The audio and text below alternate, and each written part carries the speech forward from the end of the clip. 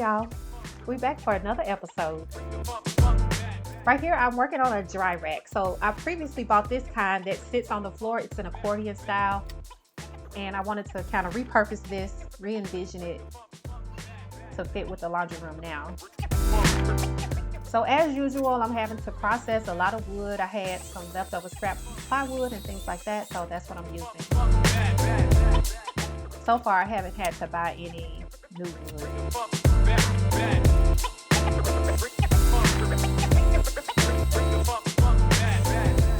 I intended for this to be the final episode, but I will need one more to get the look I'm looking for. I'm spacing these about 3 inches apart. So I'm getting my measurements and I'm testing it out to see if that'll be enough room. I think it'll work.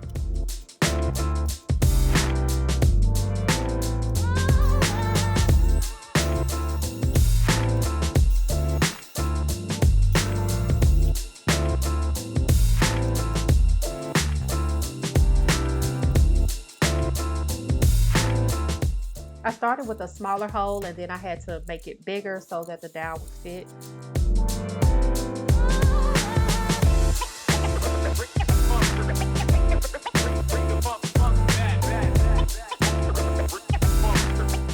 I tried to hold my drill as vertical as possible and my drill bit kept coming out. So I don't know if that means I need a new drill or what.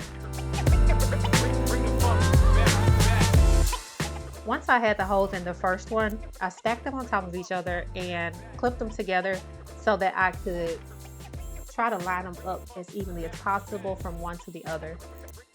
So I drilled through one with a smaller hole and then I went back and finished with the larger bit.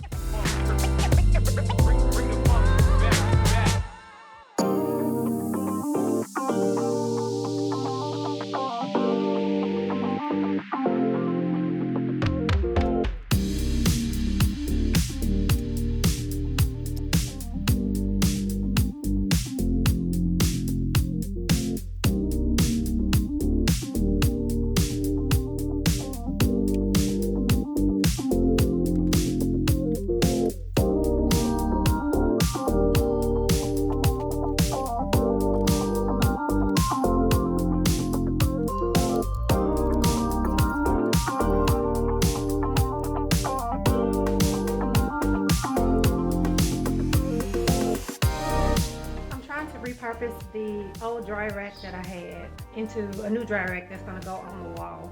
So what I'm thinking, I'm just kind of making it up as I go, so I'm improvising. But what I think I'm going to do is get some bolts that I can go into the side here. I'm using this spacer to make it tall enough so that it can kind of swing.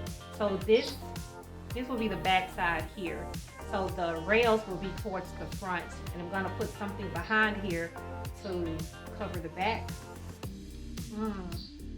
But I need it to swing.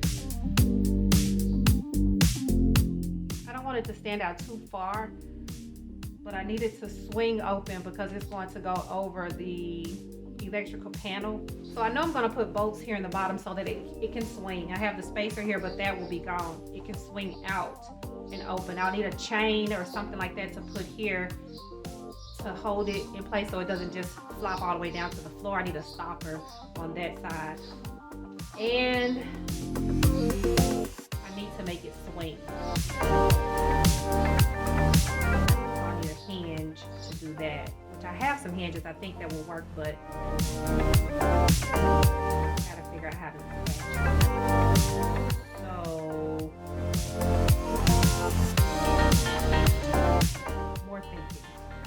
more thinking needed. Oh, I guess I need to attach the top and the bottom also to make this a complete unit so that the dowels will stay in place.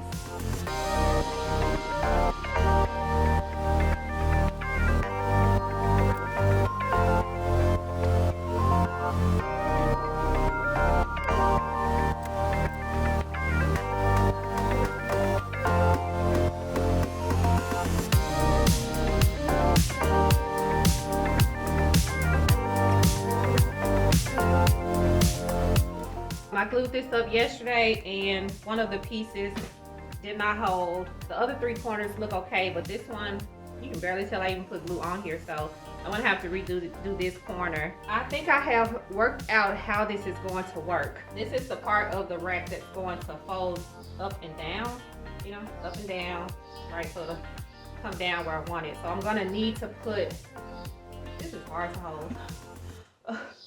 Okay, I'm going to need to put a chain to hold it at the height I want it to be. So that chain will kind of go at an angle like this to attach to the other piece.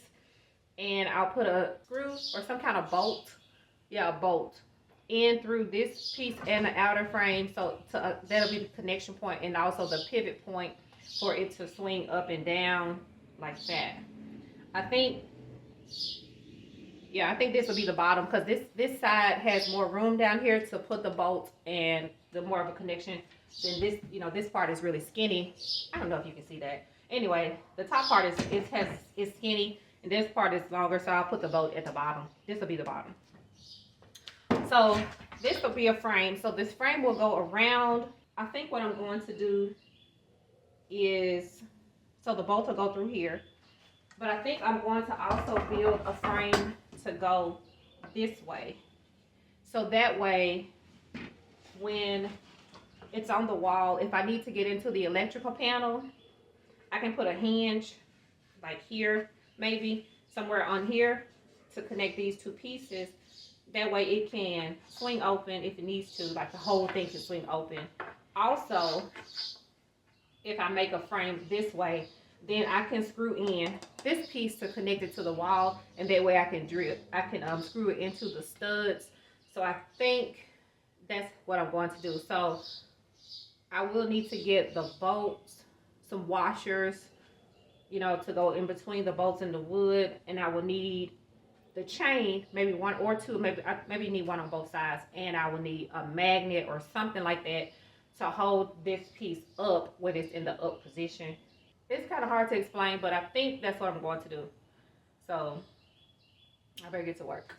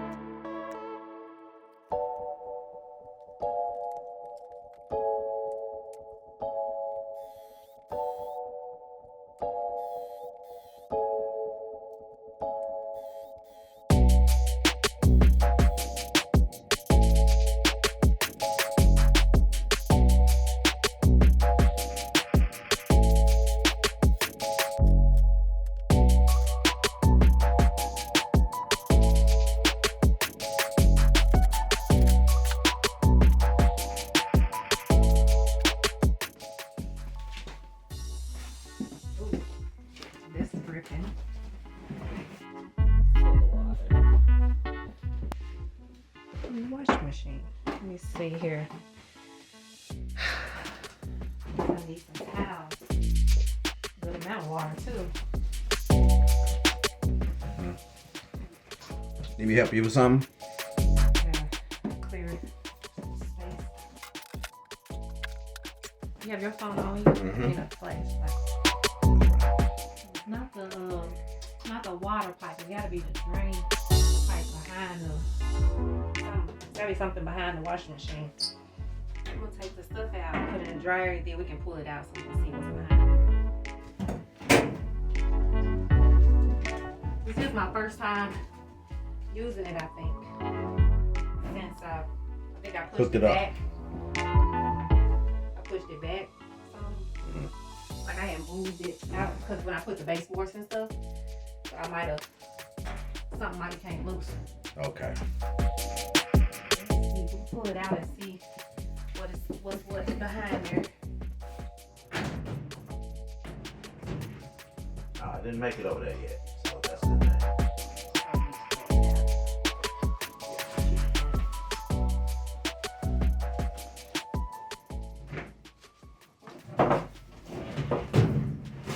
Let's see what the problem is here. Oh, wait.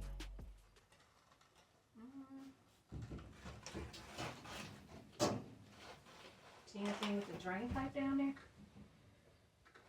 Does it look connected? I don't feel nothing wet or like some, leaking from it.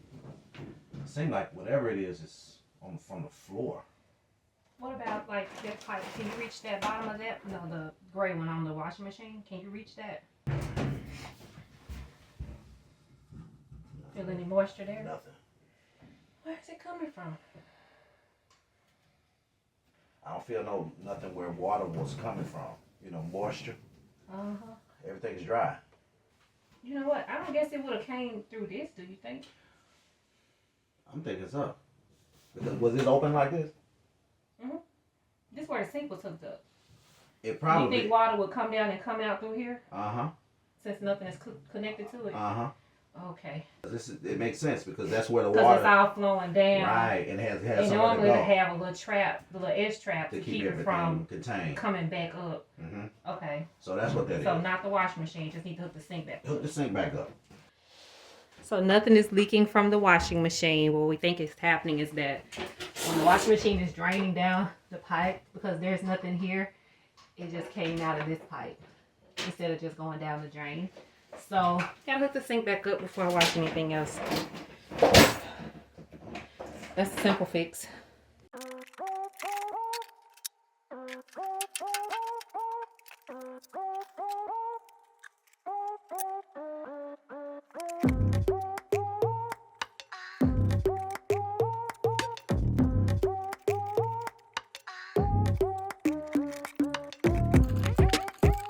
So I thought hooking up the sink would be a simple fix. Famous last words.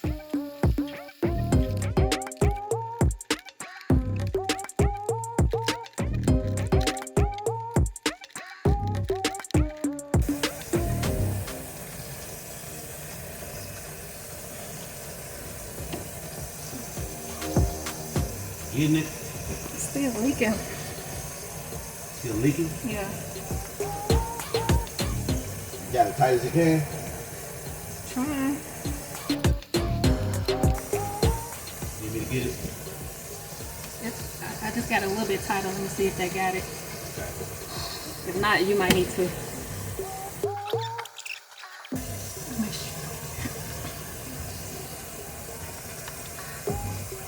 Oh shoot. Gotta strip it. I don't know.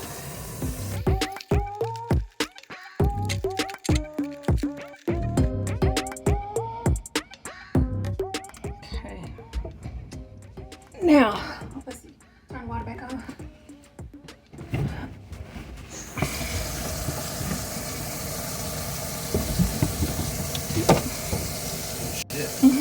Keep it on. Yep.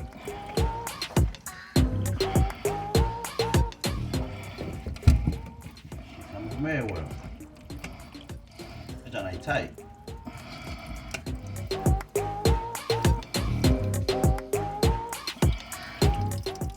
vice grips? No, shouldn't have to. I don't think it's lined up right. I can't.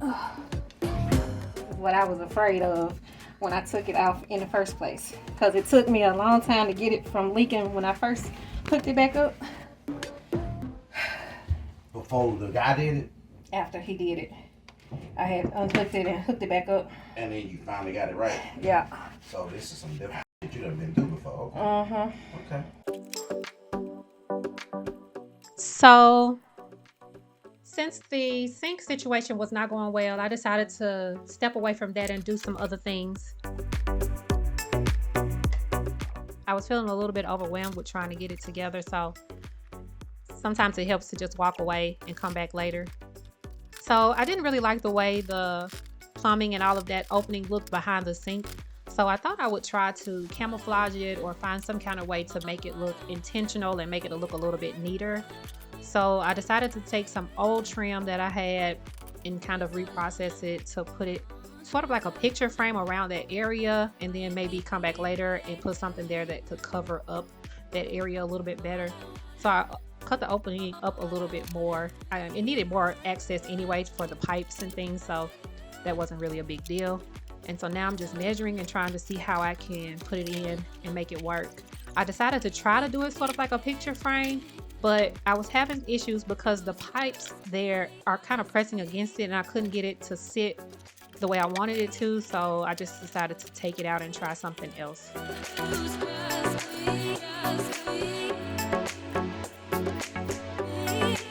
So I just threw this piece up there and said, well, I'll come back later and try to figure something else out. So I caulked it and I ran out of caulk halfway. So I just had to take my finger and kind of spread everything around to the areas I couldn't get to. And then I thought Teflon tape. So I had some Teflon tape in the garage that I found, and I decided to try that on the pipe to see if I could get a better seal, and it worked perfectly. I needed to tighten it up just a little bit more, but overall it worked.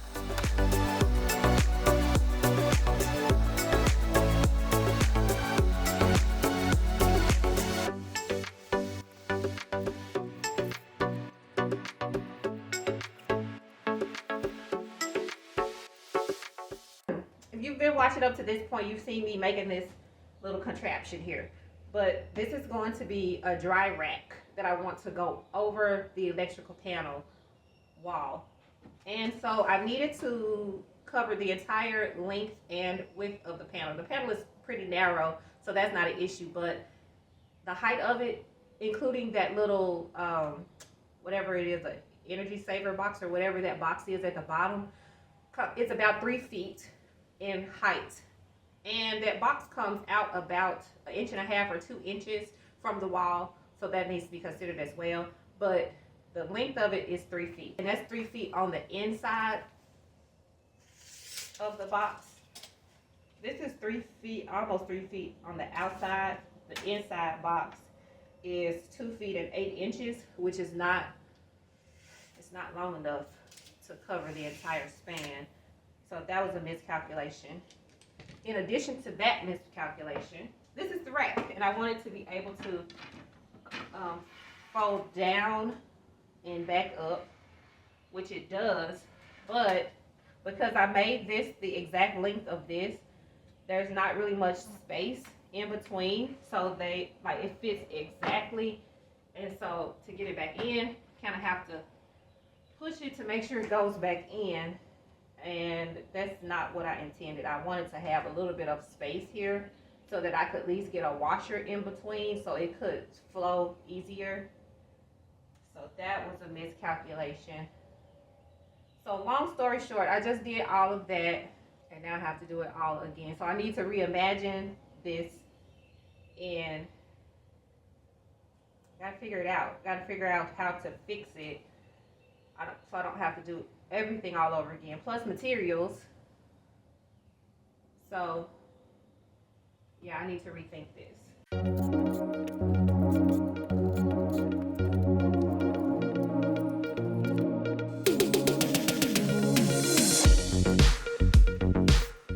As you may have seen earlier, I used glue and screws. So this was kind of hard to get apart. So I had to cut one piece, and then I was able to pull the other pieces apart so that hopefully I can reuse some of this wood. And obviously I needed some longer pieces to make it tall enough. And once I figured out which pieces I could reuse, then I could start reassembling this.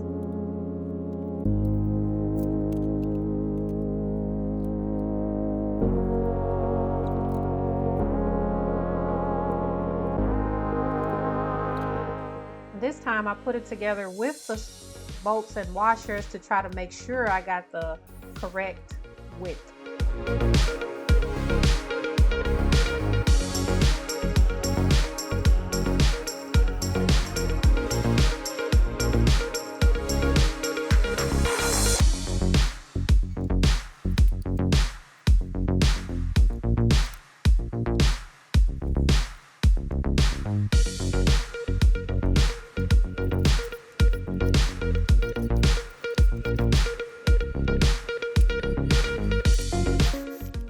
I decided to put the two pieces together so that I could get the bolt holes at the exact same height so that the dry rack, when it swings, it'll sit evenly and one side won't be higher than the other.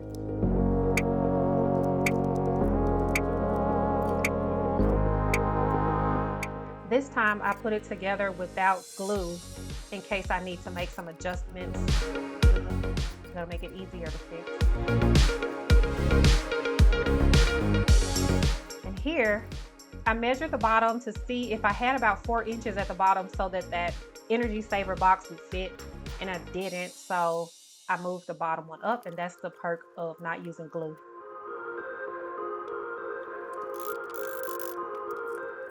Now I'm filling up the old holes with a piece of a dowel that I had that's about the same size with just that and glue.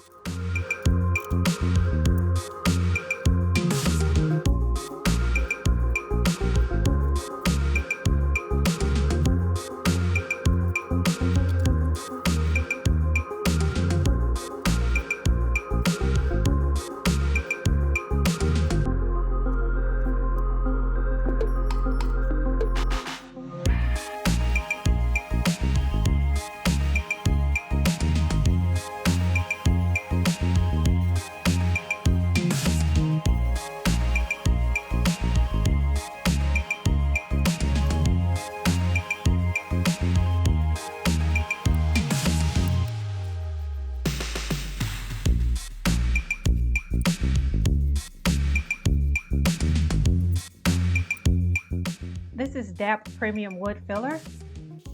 I built this out of plywood and I did not use edge banding, so the edges are still rough and it's really noticeable. So I decided to use this wood filler in place of edge banding to get a smoother finish. It's kind of an alternative that for me is a little bit easier to use.